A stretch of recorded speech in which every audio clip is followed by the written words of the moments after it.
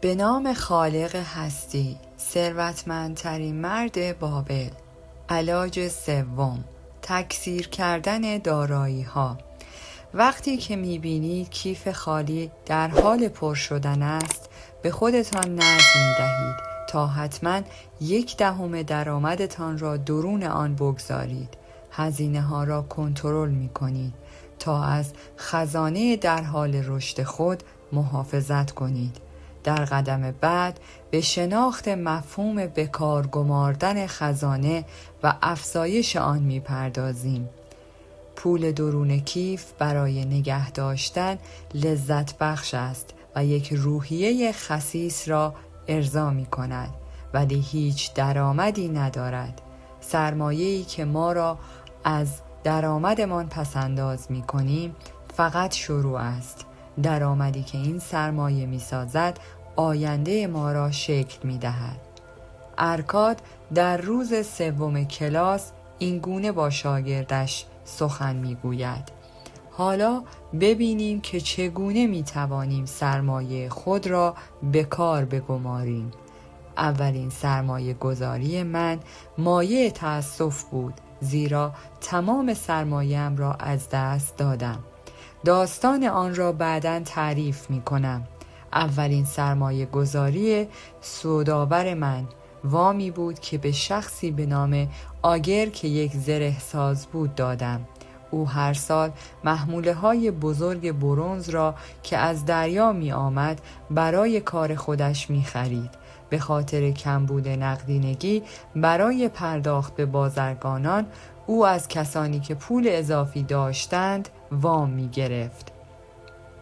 او مرد قابل اعتمادی بود. او زمانی که زره‌هایش را می فروخت، وامی را که گرفته بود با سود قابل قبولی پس می داد. هر وقت که به او وام می دادم، سود دفعه قبل را که به من داده بود نیز به او می دادم. بنابراین نه تنها اصل پولم زیاد می شد، بلکه درآمدهای سرمایه هم نیز افزایش می یافت و بازگشت مجموع اینها به کیفم لذت بسیار زیادی داشت. به شما می گویم شاگردانم، ثروت یک شخص پولی نیست که او در کیف خود با خود حمل می کند، بلکه درآمدی است که آن شخص می سازد و جریان نقدینگی است که همواره به کیف او سرازیر می شود و آن را متورم می کند. این چیزی است که هر انسانی آرزویش را دارد. این چیزی است که شما، هر کدام از شما آرزویش را دارد. درآمدی که همواره ادامه داشته باشد، چه شما سر کار باشید چه در مسافرت. من درآمد بزرگی درست کردم، آنقدر زیاد که یک مرد خیلی ثروتمند نامیده می شدم. وام‌های من به آگر اولین تمرین‌های من در سرمایه گذاری موفق بود. با جمع‌آوری دانش از تجربه او، همزمان که نقدینگیم افزایش پیدا می کرد، وام‌ها و سرمایه گذاری‌هایم را بیشتر کردم.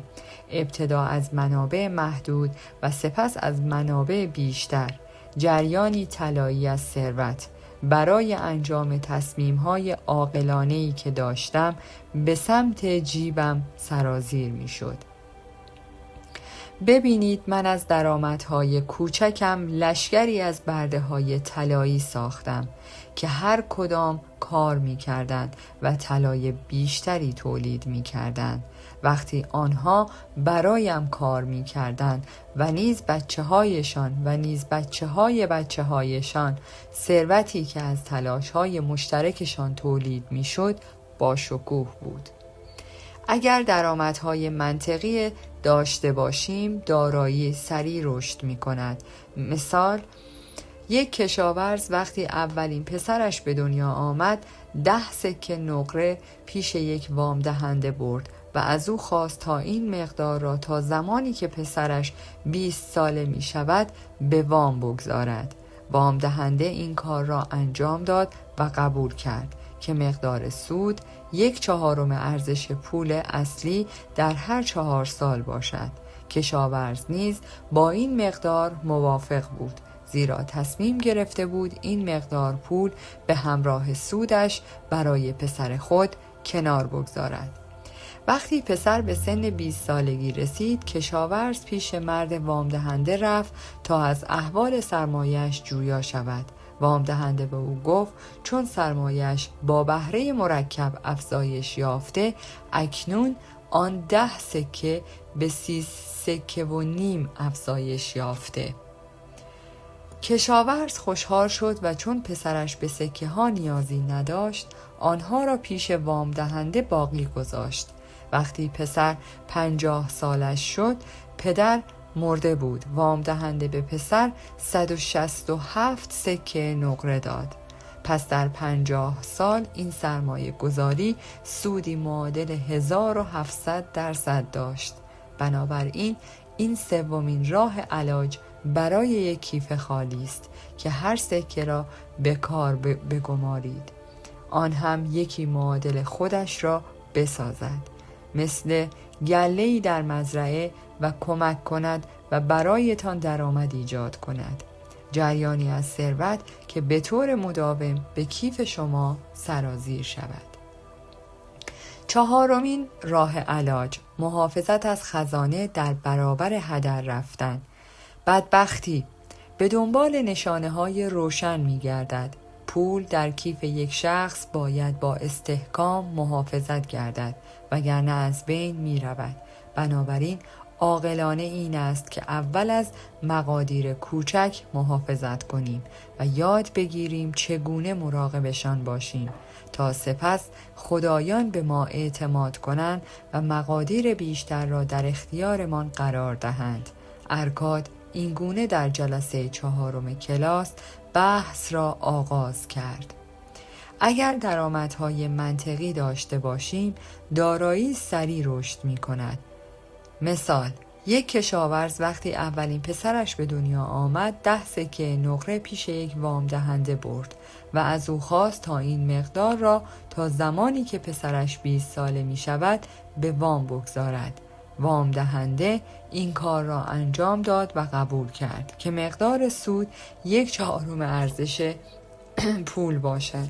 این گونه در جلسه 4 کلاس بحث را آغاز کرد.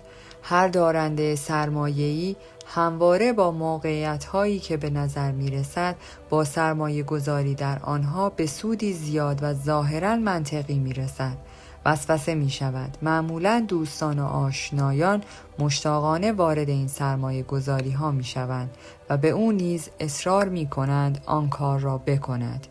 اولین قانون دقیق سرمایه گذاری: امنیت برای سرمایه شماست. آیا عاقلانه است که با اغوا شدن در برابر درآمد بزرگتر سرمایه خود را در معرض نابودی قرار دهید؟ من میگویم خیر. جریمه، ریسک، ضرر احتمالی است. قبل از جدایی از سرمایه‌تان به دقت هر ضمانت بازپسگیری سرمایه را مطالعه کنید. تحت تأثیر آرزوهای واهی خود برای کسب ثروت بیشتر و سریع گمراه نشوید. قبل از سپردن سرمایه خود به کسی از توانایی و اعتبار او برای پس دادن سرمایه خود مطمئن شوید تا سهواً هدیه‌ای از گنج سخت به دست آمده تان را به وی پیشکش نکنید. قبل از اینکه معامله ای را به عنوان یک سرمایه گذاری بپذیرید، خود را نسبت به خطرات موجود در آن آگاه کنید. اولین سرمایه گذاری من در آن زمان یک تراژدی برای من بود. اندوخته های 1 سال تلاشم را به یک آجرپز به نام آزمور که قرار بود به دریاهای دور سفر کند سپردم تا در بندر تایر از فنیقیه‌ای ها جواهرات کمیاب خریداری کند و وقتی برگشت آنها را بفروشم و سودش را تقسیم کنم. فنیقیه‌ای ها شیاد بودند و به او تکه های شیشه را به جای جواهرات فروختند. گنج من از بین رفت. این تجربه به من هزینه حماقت اعتماد به یک آجرپز را در خرید جواهرات نشان داد. من به شما از روی دانش و تجربه هم نصیحت می کنم. در مورد آگاهی خود، در مورد شناخت تله‌های سرمایه گذاری زیاد مطمئن نباشید. بهتر است برای کسب سود با افرادی که تجربه مدیریت سرمایه را دارند مشورت کنید. این گونه مشورت‌ها اگر بخواهید به رایگان ارائه می شوند و ممکن است به سرعت ارزشی معادل کل پولی که شما می خواهید سرمایه گذاری کنید پیدا کنند. در واقع ارزش واقعی آنها همان جلوگیری از ضرر شماست. پیشنهاد می کنم که هر کس سقفی به عنوان سرپناه برای خودش داشته باشد. داشتن یک خانه از حد توانایی یک انسان با اراده خارج نیست. آیا شاه بزرگمان دیوارهای بابل را آنقدر تا دور دست نکشیده که زمینهای خالی با قیمتهای مناسب برای خرید در آن پیدا شود؟ همچنین من به شما میگویم شاگردانم که وام دهندگان از تصمیم کسانی که قصد خرید خانه را دارند استقبال می کنند و به آنها وام می دهند. همچنین به سهولت می توانید برای پرداخت به آجرپز و معمار برای انجام این تصمیم ستودنی قرض بگیرید. البته اگر بخشی از مخارج ضروری را خودتان تأمین کنید. بعداً وقتی که خانه ساخته شد شما می توانید اقساط وام دهنده را به جای کرایه‌ای که قبلاً به صاحب خانه می دادید بپردازید. به خاطر هر پرداخت به وام دهنده مقداری از بدهی شما به او کم می شود و پس از چند سال اقساط شما تمام می شود. آنگاه قلب شما شاد می شود زیرا شما خودتان برای خودتان یک ملک ارزشمند دارید و تنها هزینه آن مالیات به پادشاه است. همسرتان نیز زمانهایی که برای شستن لباسها به رودخانه می رود موقع برگشتن ظرفی آب هم برای گیاهان در حال رشد می آورد. این گونه شادی سراغ کسی می آید که خودش صاحب خانه است که در آن زندگی می کند و این امر به طور قابل توجهی هزینه‌های زندگی او را کاهش می دهد و باعث تخصیص بیشتر درآمدهای او به خوشی‌های زندگی و برآورده ساختن آرزوهای بزرگش می شود. این پنجمین درمان جیب خالی بود. صاحب خانه خودتان باشید. علاج ششم، درآمدی را برای آینده خود تضمین کنید. زندگی هر انسان از دوران کودکی تا دوران پیری او ادامه می‌یابد. این راه زندگی است و هیچ کس نمی‌تواند از آن منحرف شود مادامی که خدایان او را به آن دنیا فرا بخوانند. به خاطر این من میگویم که بر هر انسانی واجب است تا درآمدی مناسب برای روزهایی که در آینده می آیند برای خود مهیا کند. روزهایی که دیگر جوان نیست و باید برای راحتی خانواده‌اش همه چیز مهیا کند. برای روزهایی که دیگر با آنها نیست. این درس باید به شما بیاموزد تا کیفی پرپول برای زمان پیری که دیگر توانایی یادگیری و کار ندارید تهیه کنید و این گونه ارکاد کلاس خود را در روز ششم به پیش برد. انسانی که به علت فهم قوانین ثروت در حال جمع کردن ثروت و سرمایه می باشد باید به آن روزهای دور فکر کند. او باید روی برنامه‌ها و سرمایه گذاری‌های برنامه ریزی کند که تا سالهای زیاد باقی بماند و حتی تا زمانی که شما عاقلانه آن را پیش بینی کرده بودید باقی بمانند. راه‌های متفاوت و امنی برای تأمین آینده برای یک انسان وجود دارد. او ممکن است یک مخفیگاه برای خود انتخاب کند و گنج نهانی خود را در آنجا نگهداری کند. مهم نیست با چه روشی جمع کند. با این حال ممکن است گنجش مورد چپاول دزدان قرار گیرد. بنابراین پیشنهاد می کنم این کار را انجام ندهید. شخص ممکن است برای تأمین این هدف خانه و زمین بخرد. اگر با دانش به مورد استفاده و ارزش آتی انتخاب شود، اینها در دراز مدت زندگی و درآمد و فروششان سود خوبی را برای انسان به دست می دهند. ممکن است شخص پول خود را نزد وام دهنده‌ای سپرده بگذارد و در دوره‌های مشخص آن را افزایش دهد. سودی که وام دهنده به این مقدار تعلق می دهد به صورت تصاعدی زیاد می شود. یک کفاش به نام انسان را می شناسم که چند وقت پیش برایم تعریف کرد که برای 8 سال هر هفته 2 سکه نقره پیش یک وام دهنده به ودیعه می گذاشت و آن وام دهنده اکنون حسابی ارائه داده که او را به وجد آورده. ودیعه های کوچک او با سود 25% در هر 4 سال الان تبدیل به 1040 سکه نقره شده است. من با خوشحالی با استفاده از دانشم در زمینه علم اعداد با متقاعد کردن او تشویقش کردم که اگر تا 12 سال دیگر همینطور هفته‌ای 2 سکه به آن مرد وام دهنده بپردازد، پس از این مدت وام دهنده به او 4000 سکه نقره پس می دهد. ثروت کافی برای باقی عمرش.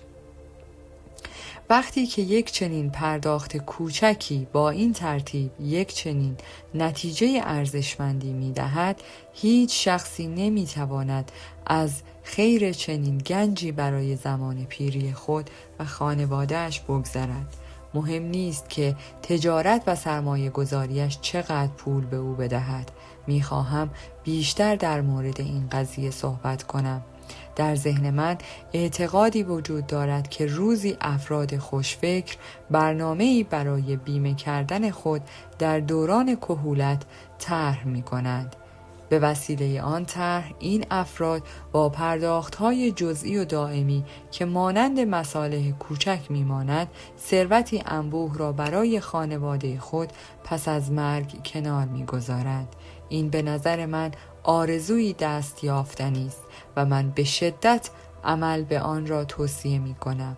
ولی دستیابی به این هدف مطلبی طولانی مدت است و به اندازه عمر شخص طول می کشد. این برنامه باید مثل تخت پادشاهی محکم و استوار باشد.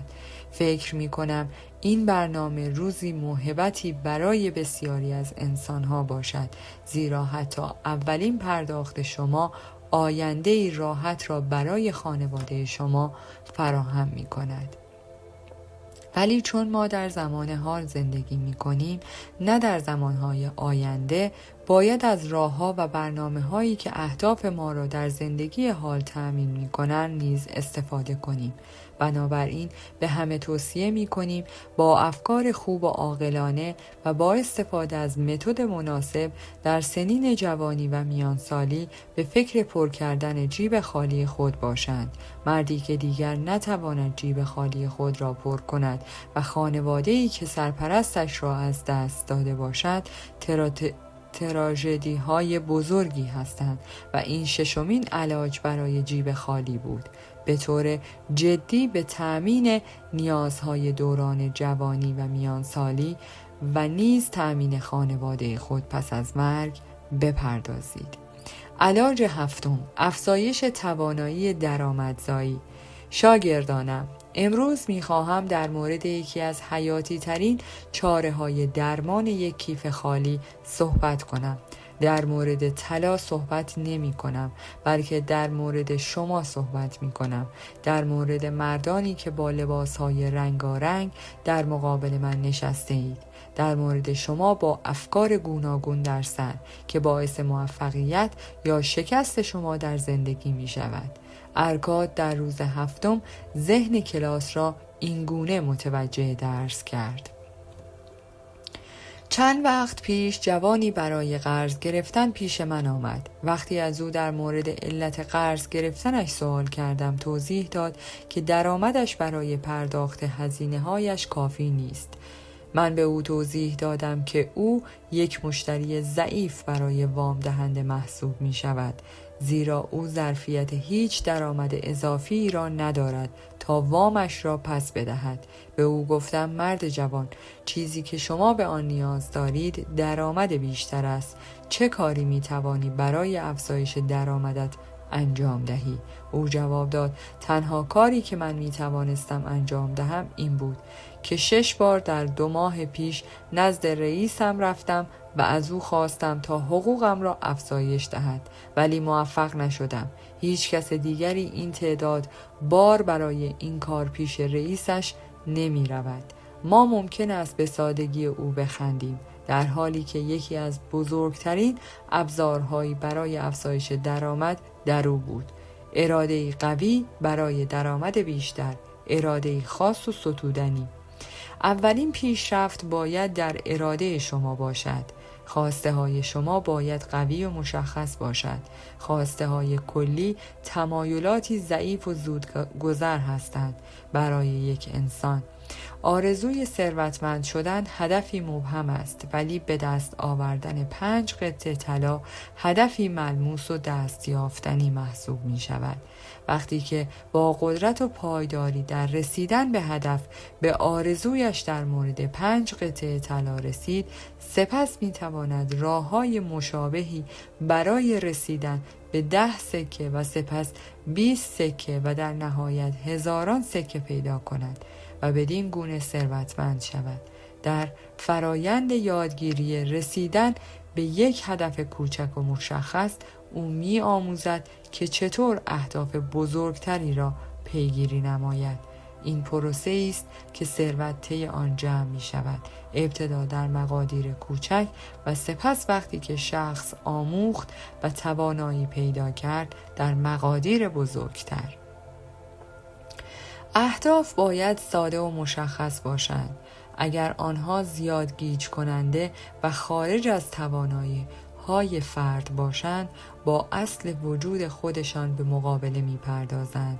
وقتی شخص خودش را در کارش بهترین می کند، توانایی هایش باعث ایجاد درآمد بیشتر برای او می شوند. آن روزها که به ازای چند سکه در روز به عنوان کاتب روی لوح‌های رسی حکاکی می کردم، می دیدم که کارگران دیگر سخت‌تر از من کار می کردند و بیشتر نیز مزد می گرفتند. بنابراین تصمیم گرفتم که بیشتر از همه آنها کار کنم و به زودی متوجه دلیل موفقیت بیشتر آنها شدم. با علاقه و دقت و سماجتی که در کار نشان دادم، دیگر افراد کمی می توانستند در یک روز لوح‌های بیشتری نسبت به من حکاکی کنند. با سرعتی منطقی، مهارت و پشتکارم با پاسخ روبرو شد و لازم نبود برای درخواست افزایش حقوق 6 بار نزد رئیسم بروم. هرچه دانش بیشتری داشته باشیم، درآمدمان ممکن است بیشتر شود. مردی که به دنبال یادگیری بیشتر در پیشه خود باشد، به شدت پاداش می‌گیرد. اگر صنعتگر باشد، می‌جوید تا راه‌ها و ابزارهای بهتری را در پیشه خود به دست آورد.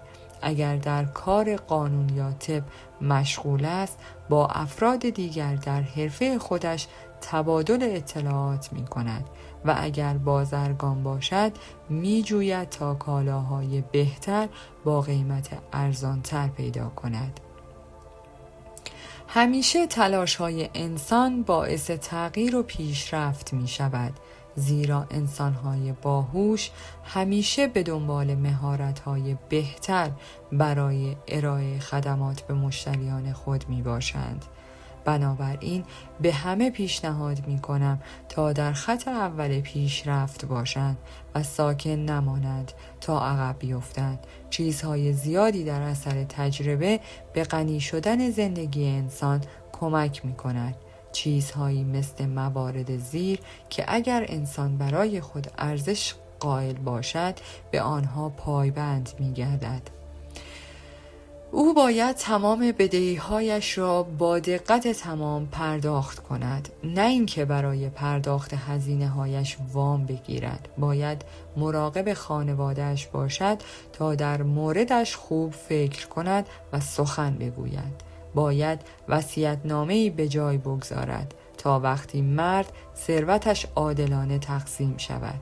باید نسبت به کسانی که با بدشانسی صدمه دیده اند و دچار آسیب شده اند شفقت داشته باشد و در حدود منطقی کمکشان کند. برای کسانی که برایش عزیز هستند همیشه تدابیر عاقلانه‌ای داشته باشد. بنابراین هفتمین علاج برای یک کیف خالی این بود: بر روی قدرت خود حساب کنید، بیاموزید و عاقل‌تر شوید، ماهرتر شوید و جوری رفتار کنید که برای خودتان قابل احترام باشید. باید برای به دست آوردن اهداف به دقت تعیین شده در خود اعتماد به نفس ایجاد کنید.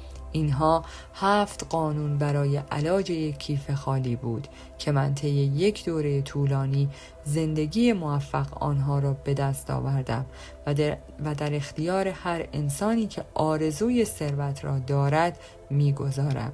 شاگردانم طلای زیادی بیشتر از آنچه که فکرش را بکنند در بابل وجود دارد. برای همه به اندازه کافی وجود دارد.